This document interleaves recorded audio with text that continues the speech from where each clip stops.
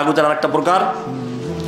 এরপরে সেজদা করা, এই মান্নত করা, সেজদা করা, দেখেন ওখানে লেখা আছে ইয়াজুমু বাযুল গুলাত আন্না সুজুদা নওয়ানি।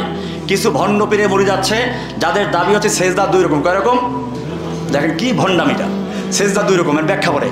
একটা হচ্ছে সেজদা ইবাদত, একটা সেজদায় তাহিয়া, সম্মানের সেজদা। সেজদা ইবাদতের জন্য যে সেজদা সেটা আল্লাহ ছাড়া কারোর জন্য জায়েজ নেই, কিন্তু সম্মানের সেজদা পীরকে করা যাবে, মা বাপকে করা যাবে, এই মাজারও করা যাবে। আপনাদেরকে একটা জিনিস পরিষ্কার করে দিই, সেটা হচ্ছে যে এখানে দলিল দেওয়া আছে কোরআনের সূরা নজমের 62 নম্বর আয়াত। আল্লাহ তাআলা বলছেন মিন আয়াতিহিল লাইলু ওয়ান নাহারু ওয়াশ শামসু ওয়াল কামার লা তাসজুদু লিশ-শামসি ওয়ালা লিল-কামার ওয়াসজুদু লিল্লাহিল্লাযী খালাকাহুন্না। আল্লাহ বলছেন যে আল্লাহ চন্দ্র, রাত, দিন, চন্দ্র, সূর্য এগুলো আল্লাহর নিদর্শন, তোমরা সেজদা করবে না চন্দ্রকে, সেজদা করবে না সূর্যকে। ওয়াসজুদু লিল্লাহিল্লাযী খালাকাহুন্না, সেজদা করো শুধুমাত্র তাকে যিনি এগুলো সৃষ্টি করেছেন।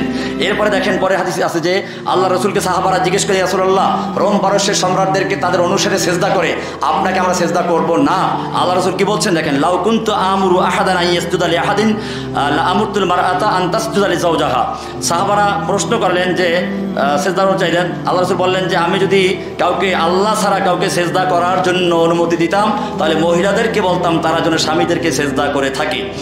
এভাবে আল্লাহ রাসূল পরিষ্কার করে দিলেন যে ইসলামে ক্বালান নববী লা ইয়াজুজুল আসজুদ লিগাইরিল্লাহি বিহালিন। ইমাম নববী রাহমাতুল্লাহ আলাইহি বলছেন যে আল্লাহ ছাড়া কারোর জন্য কোনো অবস্থাতেই সেজদা করা জায়েজ নেই। ওয়াকালা ইবনু তাইমিয়া মান সাজাদা লিগাইরিল্লাহি তাযীমান কা সুজুদিল ইবাদাতি ফাহুয়া শিরকুন। ইবাদতে সেজদার মতো কাউকে সেজদা করলে তা শিরক, আর যদি সম্মানের জন্য করে তাহলে হারাম।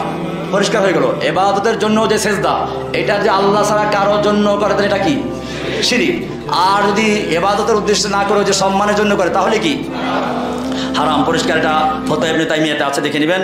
এরপরে শারহে তাহাবিতেও আছে, এখানে অনেকগুলো উদ্ধৃতি দেওয়া আছে।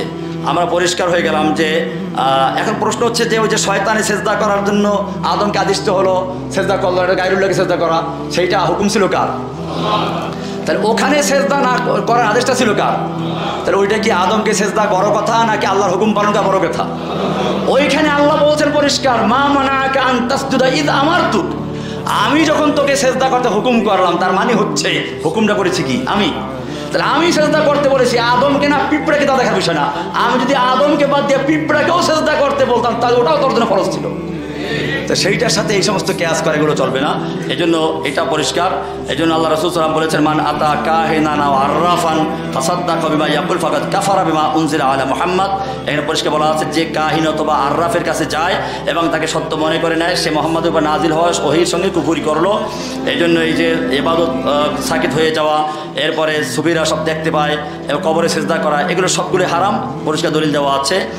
এরপরে আমরা অনেকগুলো বিষয় আসছে। দাওয়াল কাশফের দাবি করা, এটার বিরুদ্ধে দলিল আছে।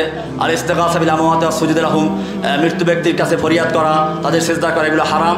এর দলিল দেওয়া আছে, পরিষ্কার আয়াত আছে এগুলোর উপরে।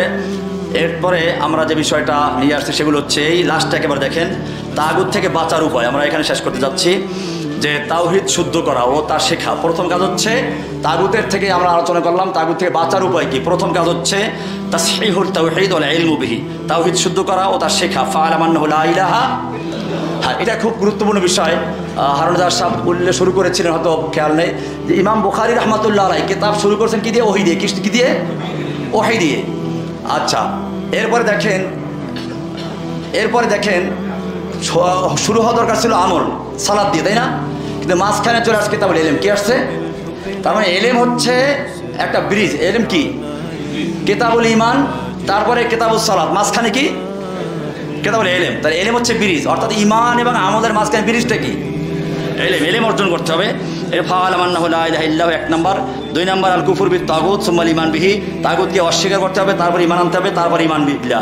তারপরে তিন নাম্বার আছে তাহাক্কুম লিশারিইল্লাহি ওয়াহদাহু, শুধু আল্লাহর শরীয়তে ফয়সালা চাওয়া, তাগুতের আদালত বিধি নয়, আল্লাহর হুকুমে রুজু করা। এই সব বিষয়গুলো তাগুত থেকে বাঁচার উপায়গুলো নেওয়া আছে। এরপরে সোহবাতুস সালিহিন ওয়া মাজালিসুল ইলমে, সৎসঙ্গ ও দ্বীনি মজলিসে অংশগ্রহণ করা। এরপর আসবির নাফসাকা মা'আল্লাযিনা ইয়াদউনা রাব্বাহুম, যেটা আমি শুরুতে বলেছিলাম যে আল্লাহ তাআলা রাসূলকে বলেছেন যে আপনি ওই লোকদের সঙ্গী হন যারা সবসময় আল্লাহকে ডাকে সকাল সন্ধ্যায়, সূরা কাহাফের 28 নম্বর আয়াত। এরপরে দোয়া ওয়া সুবাত ওয়াল ইস্তিআনা, দোয়া করা, স্থির থাকা, আল্লাহর কাছে সাহায্য চাওয়া। আর এই দোয়া করা, ইয়া মুকাল্লিবাল কুলুব সাব্বিত কলবি আলা দীনিক, হে অন্তর পরিবর্তনকারী আমার অন্তরকে তোমার দিনের উপরে স্থির রাখো। এরপরে আল ইকতিসাদু ফিল ইবাদাতি ওয়া সাদাদ ওয়াল মুকারাবা, ইবাদতে ভারসাম্য রাখা। সাদ্দিদু ওয়া কারিবু, আল্লাহ রাসূল সাল্লাল্লাহু আলাইহি ওয়াসাল্লাম বলেছেন বাড়াবাড়ি নয়, সোজা হও, না পারলে কাছাকাছি হও, বাড়াবাড়ি করো না। এরপরে তারবিয়াতুল আহলি ওয়া যুররিয়াত আলা তাওহীদ, পরিবারকে তাওহীদে তারবিয়া দেওয়া। আল্লাহ তাআলা বলেছেন ইয়া আইয়ুহাল্লাযীনা আমানু কু আনফুসাকুম ওয়া আহলিকুম নারা, হে মুমিনগণ নিজেদের ও পরিবারকে আগুন থেকে বাঁচাও, সূরা তাহরিমের 6 নম্বর আয়াত। এরপরে তাগুতে পড়ে যাওয়ার সতর্ক নিশানা, আল্লাহ ছাড়া অন্যের জন্য দোয়া, মান্নত, কোরবানি, শরিয়া ছাড়া আদালত, বিধান, কাহিন, জ্যোতিষী বিশ্বাস করা, হারামকে হালাল বানানো, বিধান অনুসরণ, এসব তাগুতের পথ। প্রতিদিনের সুরক্ষা, দৈনিক কোরআন, সূরা ফাতিহা, সূরা নাস, ফালাক, ইখলাস, আয়াতুল কুরসি, সাইদুল ইস্তিগফার সহ সকাল সন্ধ্যার জিকির নিয়মিত আদায় করা, সৎ লোকদের সঙ্গে সংস্রবে থাকা, কোনো বিষয়ে জানার প্রয়োজন হলে কোরআন সুন্নাহ অনুসারী হকপন্থী আলেমদের থেকে জেনে নেওয়া, ভবিষ্যৎ প্রবক্তা, জিন হুজুর, গণক, জ্যোতিষী, হস্তরেখা বিশারদ, বন্ড, প্রতারক ও দরবারি আলেমদের থেকে দূরে থাকা। আল্লাহ সুবহানাহু ওয়া তাআলা আমাদের সকলকে বিষয়গুলি বুঝার এবং আমল করার তৌফিক দান করুন, আমিন। এর পরের দাসটা হবে ইনশাআল্লাহ এই কুফরবিদ তাগুত গেল, তারপরে কি আসবে? ঈমান বিল্লাহ। কি আসবে? ঈমান বিল্লাহটা আরও গুরুত্বপূর্ণ, কারণ সেখানে আমরা দেখাবো যে ইনশাআল্লাহ ঈমান বিল্লাহর কয়টা স্তর আছে। ওজুদে বারি তাআলা, রুবুবিয়্যাত, উলুহিয়্যাত, আসমা সিফাত। রুবুবিয়্যাতের মধ্যে আল খালক, আল মুলক, আল আমর এগুলো আসবে। এরপরে ধারাবাহিকভাবে আমরা পরবর্তী ধাপে যাবো ইনশাআল্লাহ। আপনারা ইনশাআল্লাহ এটা নিয়মিত করার জন্য তৈরি আছেন ইনশাআল্লাহ? মানে আমরা যদি এটাকে নিয়মিত চালিয়ে যেতে চাই তাহলে আমরা এভাবে আসলে ফ্রি পারবো না। আপনাদের থেকে পরামর্শ করতে চাচ্ছি, যদি আমরা এবছর আপনাদের মেহমানদের আয়োজন আছে একটু, আমরা মাগরিব পরেই আসলে খাওয়ানো দিতে চাইছিলাম, কিন্তু আমাদের আসতে দেরি হয়ে গেছে। দিয়ে দেন, আপনি দেন, আপনি দেন। আপনারা যার জায়গায় থাকেন, যার জায়গায় বসে থাকেন, খাবার আপনার হাতে চলে যাবেন ইনশাআল্লাহ। অল্প খাবার, কিন্তু এটা বরকতের জন্য পরে খেয়ে যাবেন ইনশাআল্লাহ। আমরা ইচ্ছা ছিল মাগরিব পরেই দেওয়ার, কিন্তু আসতে দেরি হয়ে রাস্তায় জ্যাম ছিল, পুরান ঢাকার থেকে আনা হয়েছে। আশা করি ভালো হবে ইনশাআল্লাহ। আচ্ছা, তো আমি যে কথাগুলো বলছিলাম, এই কথা না বলি, আমার কথা না বলি, ইনশাআল্লাহ আমাদের খাবারগুলো হাতে পৌঁছে যাবে।